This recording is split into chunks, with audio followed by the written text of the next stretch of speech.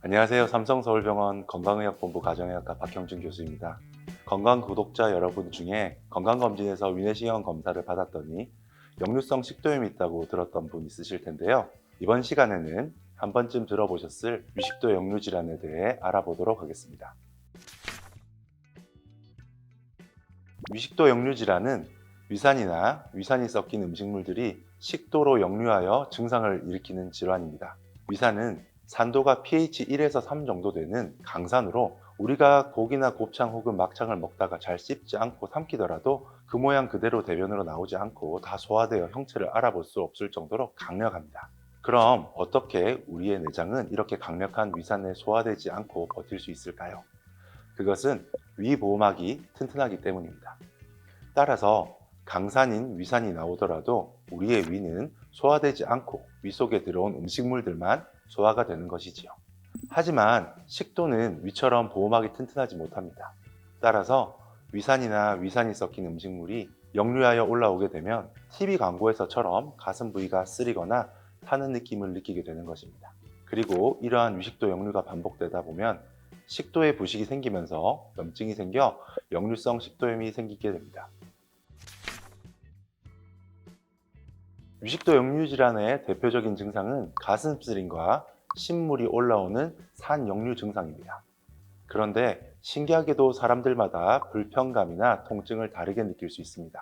가령 우리가 똑같이 종이에 손이 베인다고 하더라도 어떤 사람은 엄살을 부리는 것처럼 많이 아파하지만 어떤 사람은 멀쩡해 보이는 경우가 있는데요.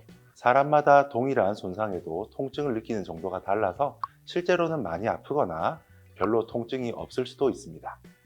이처럼 위내시경을 받아봤더니 역류성 식도염이 심해서 치료가 필요한 상황이라고 들었지만 평소 본인은 불편감이 없었다는 분들도 있고, 반면에 내시경 소견에는 특별한 이상이 없어 보이나 가슴이 타는 느낌이 불편해 힘들다고 하시는 분들도 있습니다. 이런 분들은 확대해야 보일 만한 식도에 미세한 상처에 역류된 위산이 자극이 되어 통증을 느끼게 된다고 하기도 합니다. 그 외에도 강력한 위산이 식도로 역류해서 올라오면서 성대를 송산시켜 쉰 목소리가 나는 분들도 있고, 목에 뭔가 걸린 불편감이 들거나 기침이 자꾸 나길래 목감기로 생각하고 이비인후과 진료를 받아보았더니 역류성 식도염으로 듣고 치료받는 경우도 있습니다. 이처럼 위식도 역류 질환은 다양한 증상으로 나타날 수 있습니다. 일반적으로 가슴 가운데 부위에 화끈거리는 자결감이나 명치 부위에 불편감을 느낄 수도 있으나 협심증과 감별 진단이 필요한 가슴 통증으로 느끼는 분들도 있고, 호흡기 질환과 감별이 필요한 목 부위의 불편감, 쉰 목소리, 만성 기침 등으로 다양하게 느낄 수 있습니다. 따라서 평소 들었던 역류성 식도염이라는 가벼워 보이는 질병이지만 정확한 진단을 위해서는 병원에 방문하시어 진료를 보시고 확인받는 것이 좋겠습니다. 참고로 위식도 역류 질환으로 인한 가슴 통증의 경우 물을 마시거나 제산제를 복약하면 바로 호전되는 특성을 가지는데, 그렇지 않은 경우에는 협심증일 가능성도 있으므로 반드시 빨리 병원에 방문하셔야겠습니다. 그러면 이러한 위식도 역류 질환은 왜 발생하는 걸까요? 바로 행동 관련 요인, 음식 관련 요인, 그리고 스트레스의 세 가지가 주 원인이 되겠습니다. 먼저 행동 관련 요인부터 설명드리겠습니다. 여기 물병이 위라고 생각해 보면, 그리고 이 위쪽이 식도라고 생각하면, 여기 위와 식도 사이에는 입술 오물인 것처럼 생긴 부위가 있습니다. 바로 하부 식도 조임근과 횡격막의 조임으로 위 내용물이 식도로 역류하는 것을 막아주는 관략근입니다. 그런데 문제는 이 관략근이 무한정 다 막아줄 수도 없고 내가 노력을 해서 강하게 만들기도 힘들다는 것입니다. 지금 바로 위에 한번 힘을 줘보세요. 아마 할 수 있는 분들은 없으실 겁니다. 그런데 만약 내가 자꾸 밥을 먹고 바로 누울 경우에는 이 관략근이 버티기 힘들어서 위 내용물이 위로 올라가기 쉽겠죠. 그리고 폭식을 한 경우에도 위가 빵빵해지니 음식물이 짜지는 효과가 나타나서 역시나 위산 섞인 음식물이 올라가기 쉬운 겁니다. 그리고 밥 먹고 바로 운동을 하게 되더라도 배에 힘이 들어가게 되니까 위가 압박되어 역류하기 쉬운 것입니다. 그리고 임신을 하거나 뱃살이나 내장 지방이 많아도 문제가 되는데요. 가만히 있어도 위 주변에 눌러주는 상황에서 음식물이 들어오면 역시나 역류되기 쉬운 것입니다. 문제는 이러한 역류되는 상황이 반복될수록 이 위와 식도 사이의 관략근의 기능이 떨어질 수 있다는 것입니다. 그래서 위식도 역류가 오래되신 분들은 식후에 신발끈을 묶는 상황에서도 음식물이 역류하는 느낌을 느끼게 되기도 합니다. 만약 이러한 하부식도 조인근의 기능이 오랜 기간 너무 많이 저하된 경우에는 자는 사이에 위산이 역류되어 치아가 손상되거나 흡인성 폐렴이라는 무시무시한 병이 생길 수도 있습니다. 따라서 위식도 역류 증상이 있는 분들이라면 이러한 행동 관련 요인을 하지 않으셔야 하겠습니다. 우리나라 옛말에 밥 먹고 바로 누우면 소된다는 말이 있는데요. 실제로 뜻은 조금 다르지만 한편으로는 선조들의 놀라운 관찰력으로 만들어진 말이 아닐까 하는 생각도 들기도 합니다. 왜냐하면 잘 알고 계신 것처럼 소는 삼킨 풀을 토해내어 다시 씹어 삼키는 되새김질을 하는데, 밥을 먹고 바로 눕는 것을 반복할 경우 위식도 역류가 심해져서 소가 되새김질하듯 음식을 다시 씹어 삼키게 되는 경우가 생길 수도 있기 때문입니다. 따라서 식후에는 눕지 말고 앉아 있거나 서 있는 자세가 증상 악화를 예방할 수 있겠습니다. 식후 가벼운 산책이 도움될 수 있겠으나 복부에 힘이 들어가는 과격한 운동은 피하시는 것이 좋고, 식후에 앉아 있을 경우 엉덩이를 앞으로 빼고 반쯤 누워서 기대어 있는 자세도 좋지는 않겠습니다. 또한 폭식을 피하는 것이 좋고, 복부 비만이 있으신 분이라면 살을 빼는 것도 증상을 완화시키는 데 도움이 되겠습니다.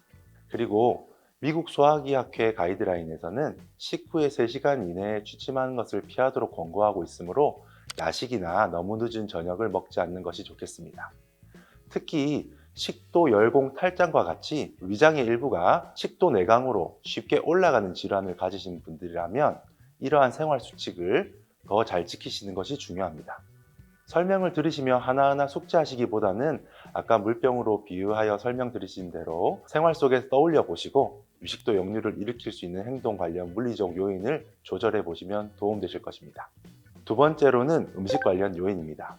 위와 식도 사이의 관략근이 제 기능을 하고 있다고 하더라도 관략근의 힘을 저하시키는 음식을 먹는다든지 위에서 음식이 소화되어 십이지장으로 넘어가는 위 배출이 더디게 되는 음식을 먹을 경우 위산이 정체되고 역류되어 증상이 악화될 수 있습니다. 대표적으로는 기름진 음식과 커피나 홍차 같은 카페인 섭취, 초콜릿, 그리고 흡연 및 음주도 위식도 관략근을 이완시키거나 위 배출 시간을 증가시켜 위식도 역류 증상을 악화시킬 수 있습니다. 특히 음주는 위식도 역류를 악화시키는 원인의 집합체입니다. 왜냐하면 앞서 설명드린 물리적 요인인 행동 관련 요인과 과학적 요인인 음식 관련 요인에 복합적으로 발생하기 때문입니다. 보통 회식을 통해 음주를 하는 경우 밤늦게까지 먹게 되고, 안주도 챙기다 보면 폭식하게 되고, 또 취한 이후에 바로 뻗어 자기 마련입니다. 따라서 포금한 이후 다음날 깨면 가슴 쓰림과 속 쓰림뿐만 아니라 목이 칼칼한 느낌이 들기도 하고 목소리가 걸걸한 경우도 있는데, 이것은 모두 위식도 역류로 인한 증상인 것입니다. 또한 탄산음료의 경우 탄산음료에 섞인 카페인이나 산성 성분으로 문제가 되기도 하고 가스 배출로 인해 위식도 역류 증상이 악화시킬 수도 있습니다. 그리고 이미 역류성 식도염이 있는 분들의 경우 매운 음식이나 산성을 띠는 신과일 주스를 먹을 경우에 증상을 악화시킬 수 있으므로 피하시는 것이 좋겠습니다. 그리고 간혹 건강해지고자 식초탄물을 아침에 공복에 드시는 분들도 계신데요. 이런 분들 중에는 없었던 식도염이 생겨 고생하시거나 증상이 악화되어 고생하시는 분들도 있습니다. 식초 또한 산성을 띠기 때문인데요. 위식도 역류가 있으신 분들 중에 꼭 식초를 드시고 싶은 분들이 있으시면 그냥 반찬에 섞여 있는 정도로 드시지 일부러 식초물을 많이 마시는 것은 피하시는 것이 좋겠습니다. 마지막으로 셋째 요인은 스트레스입니다. 스트레스를 많이 받으면 위산이 과도하게 분비되기도 하고 소화도 잘 되지 않아 위 배출 시간도 늘어나기 때문에 위식도 역류가 일어날 위험이 증가합니다. 하지만 문제는 스트레스를 조절하기는 쉽지 않습니다. 스트레스는 극복하거나 해결하는 데 시간이 많이 필요하고 단기간에 해결하기 힘든 경우가 많습니다. 하지만 스트레스로 어쩔 수 없는 상황이라도 먹는 것이나 행동하는 것은 바꾸어 볼 수 있습니다. 위식도 역류 질환이 있을 경우에는 앞서 설명드린 행동적 요인이나 음식 관련 요인들을 관리하신다면 증상 조절에 도움이 될 수 있겠습니다. 그 외에도 복약하는 약으로 인해 위식도 역류 질환이 발생하는 경우도 있습니다. 치료 중에 증상이 발생하거나 악화된 경우에는 처방받으신 병원에서 담당 의사와 약 변경 여부도 상의해 보시면 되겠습니다. 하지만 앞서 강조드린 대로 위식도 역류 질환인 것 같지만 증상이 명확하지 않거나 흉통, 기침 등으로 증상이 애매한 경우에는 혼자 고민하지 마시고 반드시 병원에 방문하시어 진료를 보셔야겠습니다.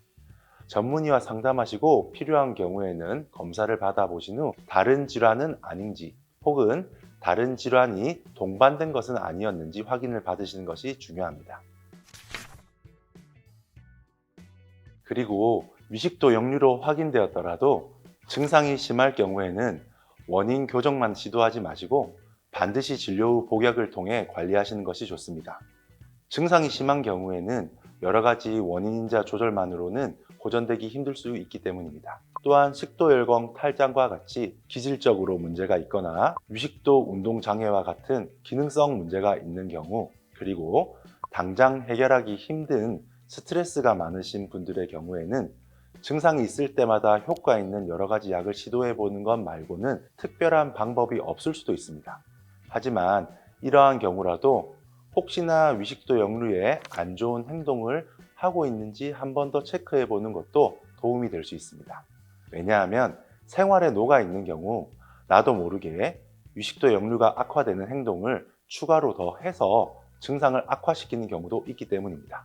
간혹 주변 분들 중에서는 자기는 커피를 마시면 그렇게 속이 안 좋다고 얘기를 하면서도 손에 커피를 들고 마시고 계신 분을 보거나 자신은 밀가루 음식을 먹으면 소화가 안 된다면서도 끼니의 많은 부분을 빵이나 면으로 드시는 분들을 종종 보게 됩니다. 이렇게 예시를 들면 생각과 행동이 맞지 않다고 보이지만 문제는 사람이면 누구나 자기 자신을 객관적으로 관찰하기 힘들기 때문에 본인의 마음과는 다르게 무의식적으로 안 좋은 것을 자꾸 하고 있으면서 스스로는 인지하지 못하고 있는 경우가 있기 마련입니다.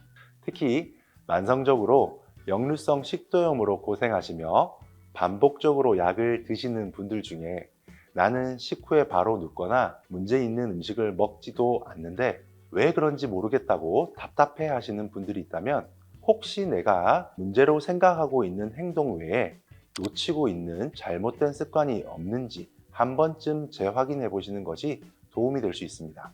그러면 어떻게 하면 이런 부분들을 찾아볼 수 있을까요? 바로 노트를 하나 마련해 두시고 증상이 악화되었을 경우 무엇을 먹었는지, 어떻게 먹었는지, 그리고 악화된 상황은 어떤 것이 있었는지 꼼꼼하게 메모를 해보는 것입니다. 물론 증상이 악화되는 일이 없어야겠지만 만약 증상이 악화될 때마다 반복적으로 적혔던 문제점들이 있다면 그것이 나도 모르게 하고 있는 악습관일 수 있기 때문입니다. 물론 이런 노력을 하셔도 쉽게 원인이 찾아지지 않을 수 있으므로 스트레스를 받으시면서까지 찾아보실 필요는 없겠습니다. 혹시나 운 좋게 발견한다면 그것부터 하지 않거나 피하려고 노력하다 보면 향후에 약을 먹을 일도 줄어들 수 있기 때문에 한번 찾아보려고 시도해 본다는 느낌으로 접근해 보셨으면 좋겠습니다. 혹시나 위식도 역류 질환을 겪고 계신 분들이 있다면 오늘 전해드린 내용으로 불편감이 사라지는 데 도움이 되셨으면 좋겠습니다. 신물이 올라오지 않는 속 편한 내일 되시길 기원드리며 다음 시간에 또 뵙겠습니다. 감사합니다.